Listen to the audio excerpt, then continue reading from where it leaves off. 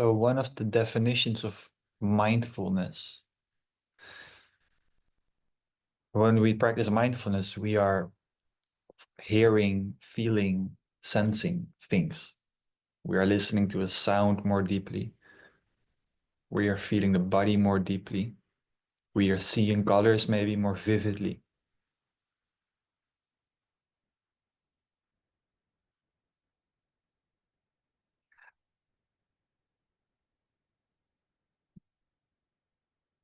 And what is funny, what we see, what it might be a little bit paradoxical, is that somewhere in the background of our mind, we are always already mindful. We are feeling, hearing, sensing already everything all the time. We are just not aware of it, right? There, the sounds in the background, we are aware of them. The feeling in our left big toe, we were already aware of it before I named that place in the body. So one of the definitions of mindfulness is that instead of just experiencing these things kind of faded in the background, we more strongly feel them. Or maybe a nicer word is vividly, you know. Actually, if you practice it right now, this can be quite a revelation if you do it for the first time. You can look at any color you have right now around you. I'm looking now at some wood in the room. If you look at that color and you begin to focus on how vivid and deep that color actually is, you are beginning to open a kind of portal. Portal, I don't know, portal, but you're opening something in your mind, something you are seeing it more vividly than a moment before. So this is the power of our mind. It is the power of intentionally using the mind. So when we start these sessions and when I allow this first part of the meditation to be more informal, that is one way in which you can approach that, where just the moment that you are reminded of meditation simply by sitting in the session, hearing the word meditation in any other moment of your day, maybe having your phone screen reminding you of meditation. If in those moments, without the need for a specific posture and closing the eyes, we can become more meditative, more mindful, more vivid in our experience, that is super powerful. That is maybe even more important than that we have a good sit together. So I think we're all here. So let's take a moment to just arrive with a nice deep breath together, synchronizing the energies, taking a nice deep inhale into the nose.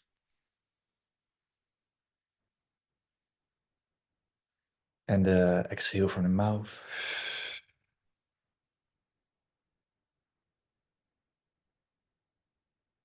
Another nice deep inhale.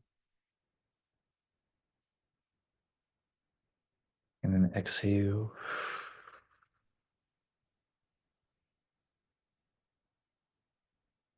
And one more.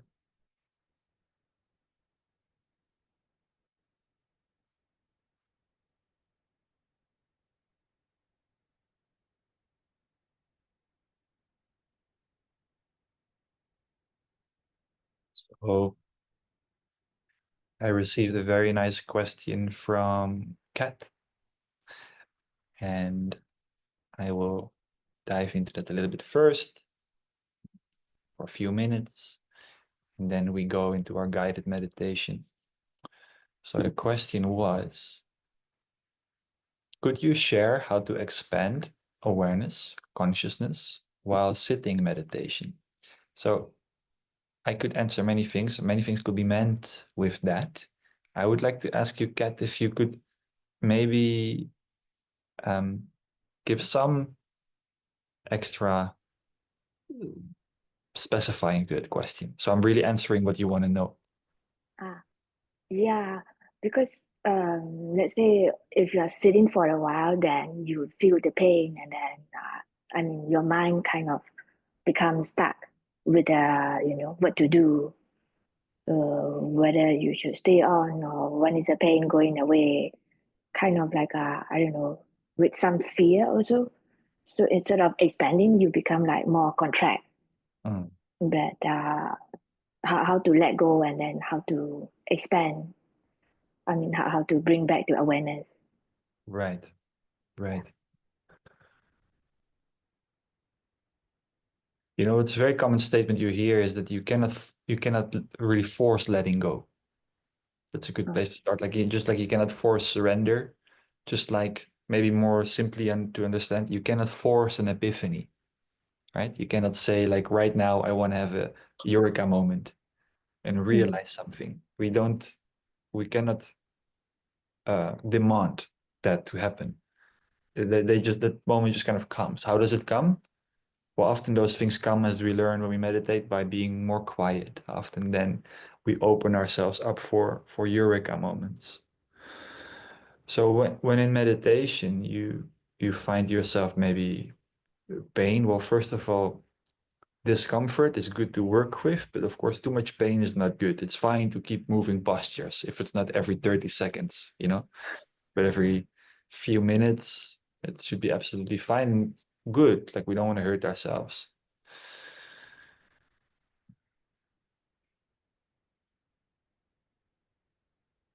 So what is an interesting thing? Sometimes we think of meditation as that it has to feel a certain way. So we just usually we think that meditation is only successful when we feel peaceful. It's all the other moments that we are working and we are not peaceful, we feel like we are meditating in a wrong way. And actually we are not. Actually, the problem here is that we have wrong view. Yeah, I feel like no progress, It's like we haven't reached the peace. Yeah, Right, even though trying and trying. Yeah. right. Yes. Well, peace is something that we also cannot really demand, but there's a way to peace. So the way to happiness or to peace is not forcing happiness. It's a little bit the opposite way. The way to it and successful meditation is available to everyone right now if instead of trying to achieve a state, you begin to observe the state that you are in.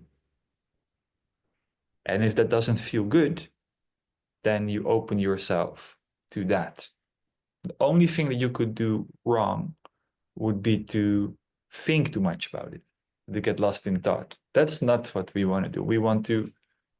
We don't also want to stop thought, but we just don't want to start associating, start contemplating things intellectually too much. Instead of maybe very brief insights that can come in meditation and some sentence gets attached to a little moment of clarity, that is fine.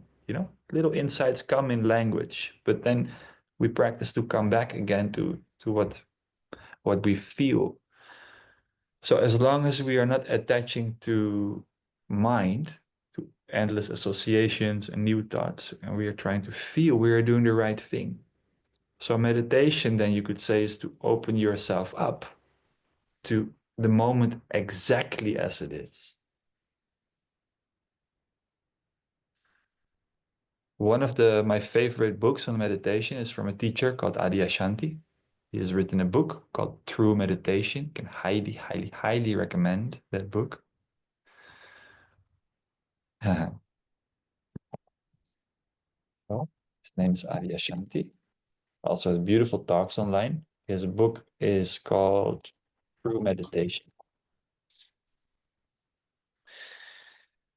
And in that he has a very beautiful pointer on how to meditate. And actually that also, when you said expanding consciousness, this goes very much into that direction. He says the first pointer is being still. It's basically what we just said. Do not attach to your mind. So being still, universal, no? In meditation, just try to not feel our mind. Being still, one. Two, allowing everything to be as it is. So, sorry, I'm admitting some people to the group. Allowing everything to be as it is. That sentence already can feel like a relaxation in itself. Can I just let be everything as it is? What we then sometimes misunderstand, where many people, here's the paradox. Here's where most people go wrong for a long time. Allowing everything to be as it is doesn't mean that you do that successfully and there's peace. Allowing everything to be as it is also means that you allow your inability to feel peace to be there. That you allow your inability to quiet your mind to be there. So when you speak about expanding consciousness, what helps here is if you see yourself not as the body and the mind, but you see like, I observe my body, right? I feel my knee, I feel my shoulder, I feel pain, I feel pleasure. I feel all of that. So this I is then kind of a different dimension. I am feeling it. Similarly, I am experiencing my mind. I am experiencing my thoughts. So if we all close our eyes for a moment and we shift here a little bit from the theory into the experience of that. When we say, I feel my body, I experience my mind, I experience thoughts. You can wait for your next thought to appear and confirm that for yourself.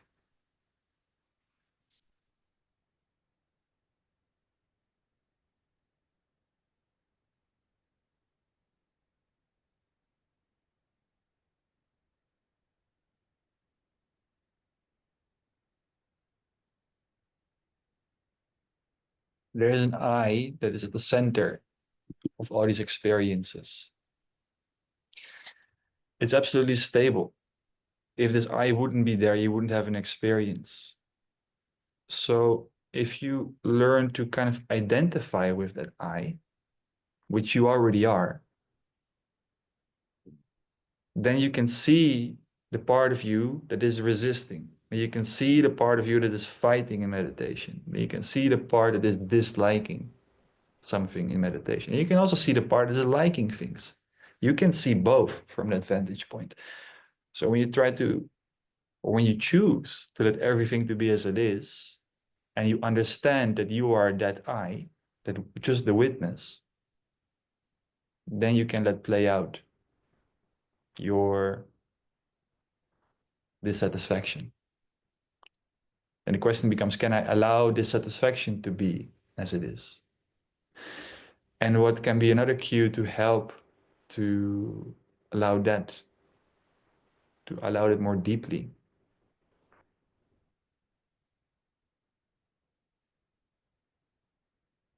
is to kind of experience it, approach it. What if this feeling would never leave me ever? Because we often relate to it. Maybe if I feel it good enough, maybe if I meditate good enough, it will leave me and I will feel peace again. But what if it would never leave me? How would I relate to it then? And sometimes we relate to it then a little bit more openly. Sometimes that is kind of the cue we need to really allow it to be as it is, because then we become interested. And what happens then we begin to feel, and what then happens when we begin to really feel things and observe things, we gain both insight in our mind, one, and two, often we also allow things to move in the body. So kind of knots and blockages also get allowed to literally move, like the symbology of Kundalini, serpent that begins to crawl just by feeling. So back to the pointers, being still, allowing everything to be as it is, and simply bringing the mind back. That's all. That's all. And then being patient with that process, we need a little bit of trust in the practice. Because over time, only over time, we will find out that this does a lot, begins to heal us. But it won't always be the immediate satisfaction that we want. So allowing sometimes the meditation to be a struggle. If you just keep at it, like everyone goes through this in meditation, you're quite asking quite serious questions. So if you become a serious meditator, you will have struggle, and it's a phase. And at some point, you really learn how to relax, how to let go. Yeah. Yeah. Thank you. Thank you, Thomas. Okay. You're welcome. So,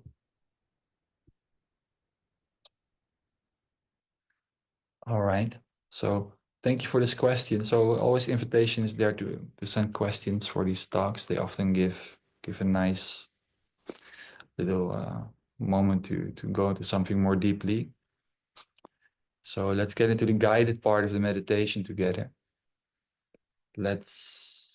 Whenever you are ready, you can gently close the eyes.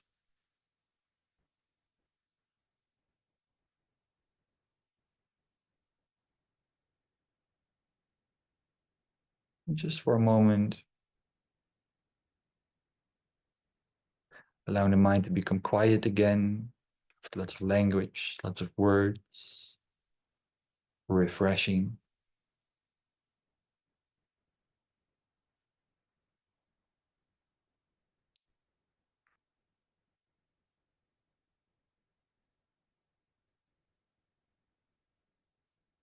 And again, taking a nice deep inhale through the nose together.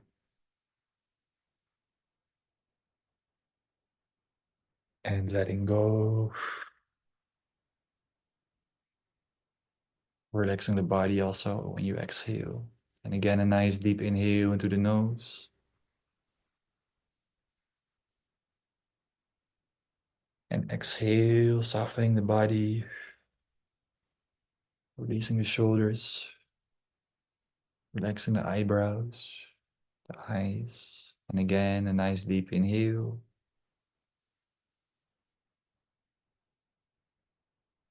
And again, softening as you release.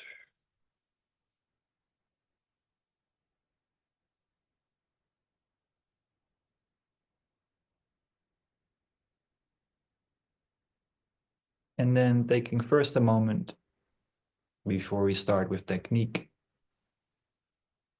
to just tune in. Just feel what is alive.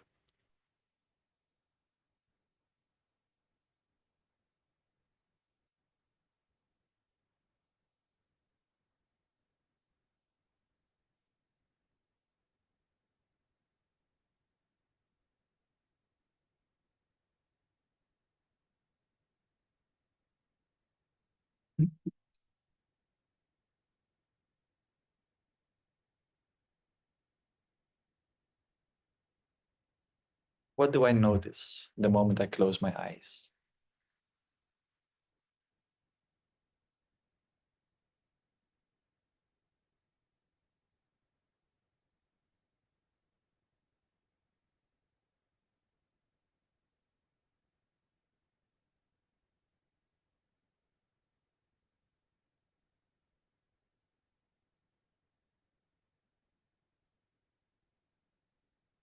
We can begin to make a brief scan.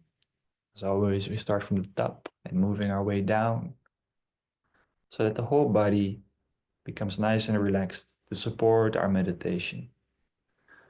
Relaxing from the forehead muscles and the eyebrows, becoming completely soft. Relaxing the eyelids and keeping the eyes closed, softening the gaze of your eyes into your eyelids.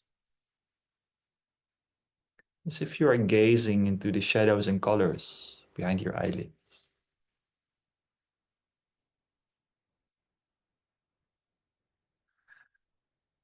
Then beginning to relax around the eyes, behind the eyes, inside the eyes.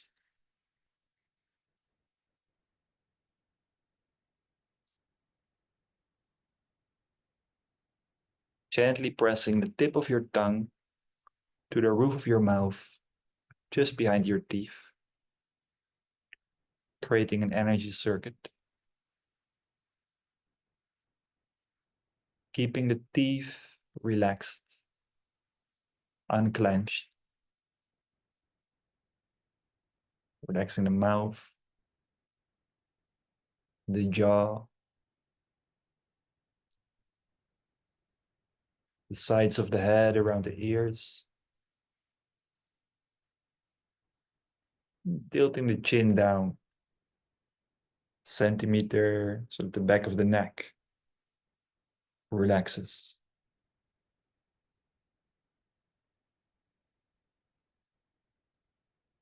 Relaxing the shoulders,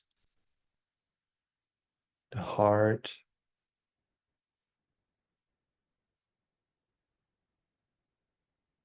and beginning to follow the breath all the way through a relaxed throat, through the heart and the lungs,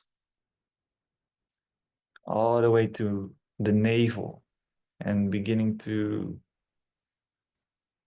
softly, slowly breathe into the navel, letting go of any tensions in the belly, diaphragm, witnessing the navel rise and fall.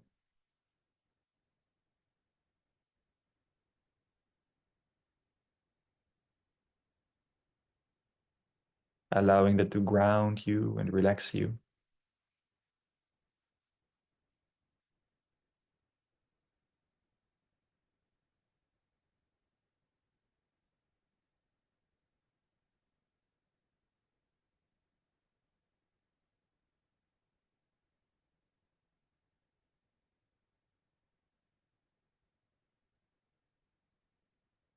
And then beginning to introduce that steadiness of mind, where you keep following the breath and you begin to find a steady stream of attention on the breath.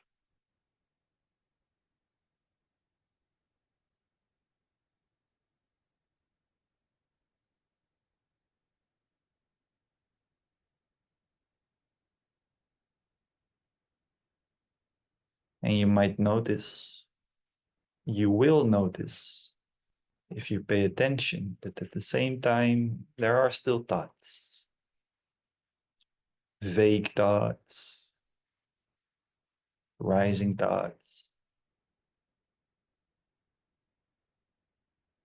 cloudy, clearer thoughts that have already developed.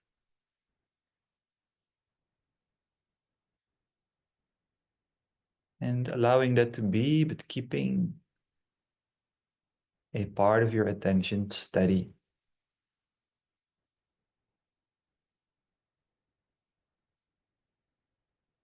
on the breath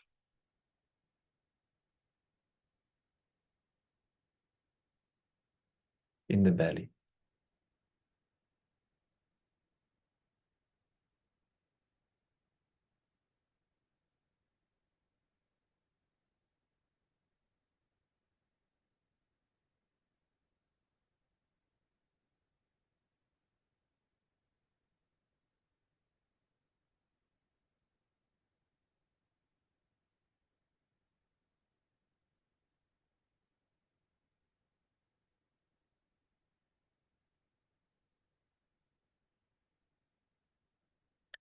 If the mind is still feeling very chaotic at this point, for the next 7 breaths, you can simply repeat to yourself when you inhale in, when you exhale out.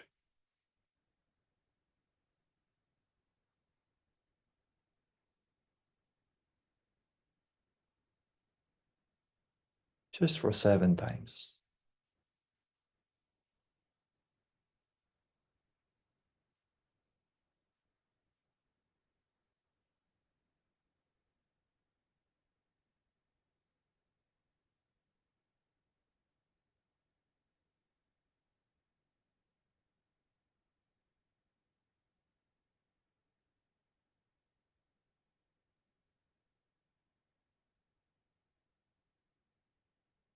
Whenever you are ready, letting that go.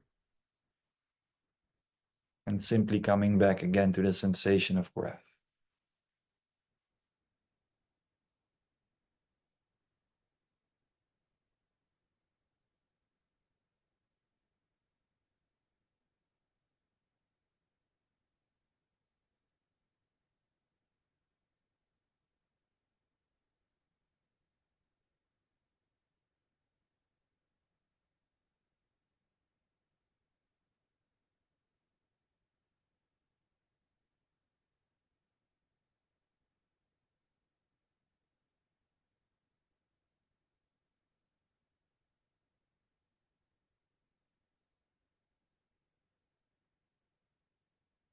And then for the rest of this meditation, keeping that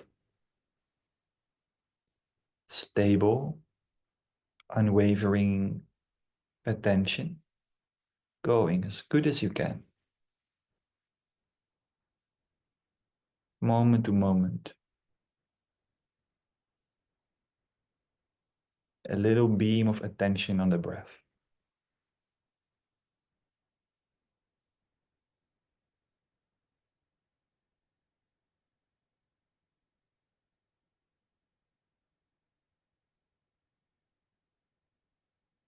In a relaxed and friendly way,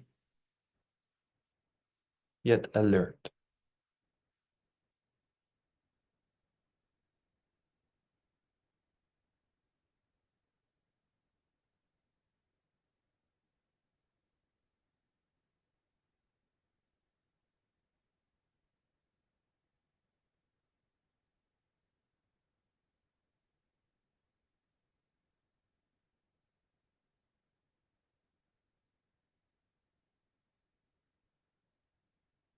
And if it feels natural, you have a second option. Instead of focusing on the breath, you could also choose to just keep that beam of attention going in your whole body, where you simply keep connecting to the sensations of your whole body.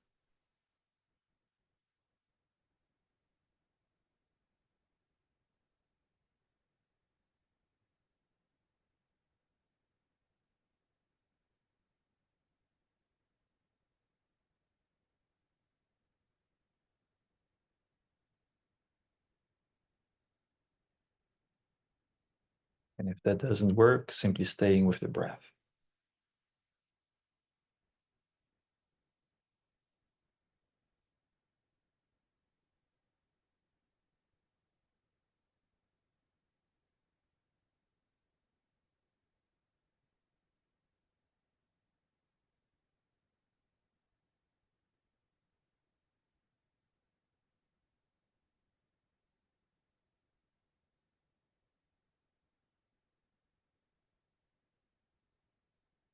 And the third option, you can choose between three objects of attention: the breath,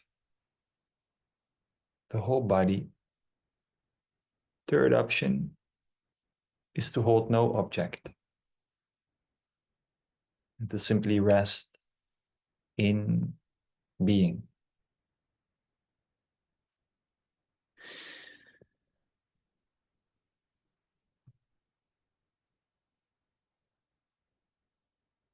Making a little choice for yourself what you will stick to of these three things for the next minutes as we get completely silent, staying with the breath, staying in the body, resting in being.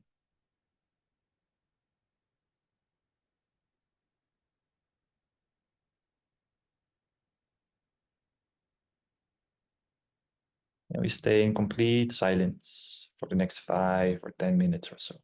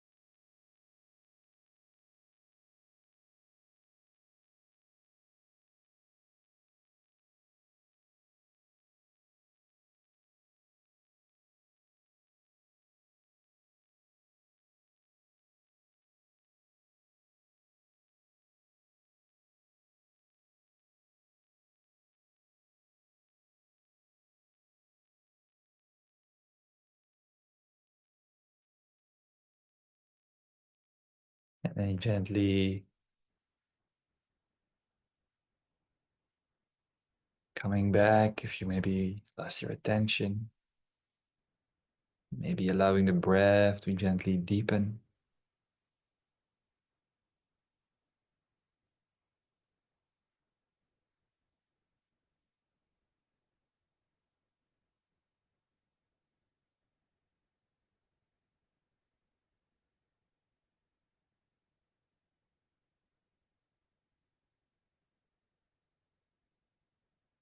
Maybe allowing a little mini smile on the lips.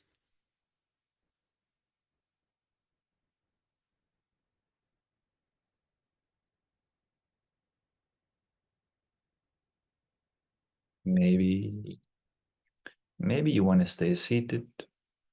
Maybe you want to lay down. Maybe you want to bring some gentle movements back.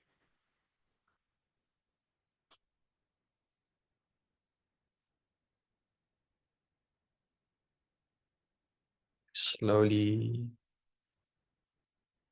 allow ourselves to shift from seated meditation to our presence in a different way. Again, with the eyes open, with movement back.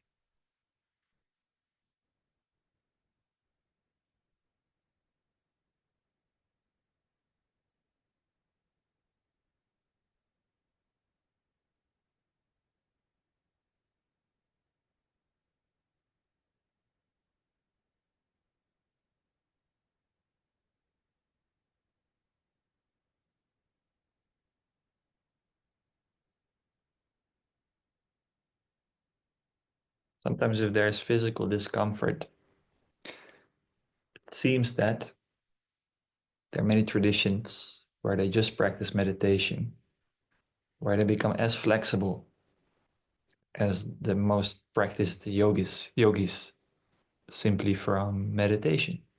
So it seems that sometimes physical discomfort also has some kind of link to something we hold on to in our mind.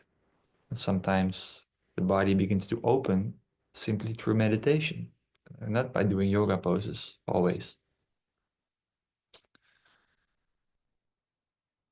There are all kinds of fascinating stories of people that go on retreat and, some day of the retreat, all of a sudden, something releases in the body. All of a sudden, the pain is gone and never comes back.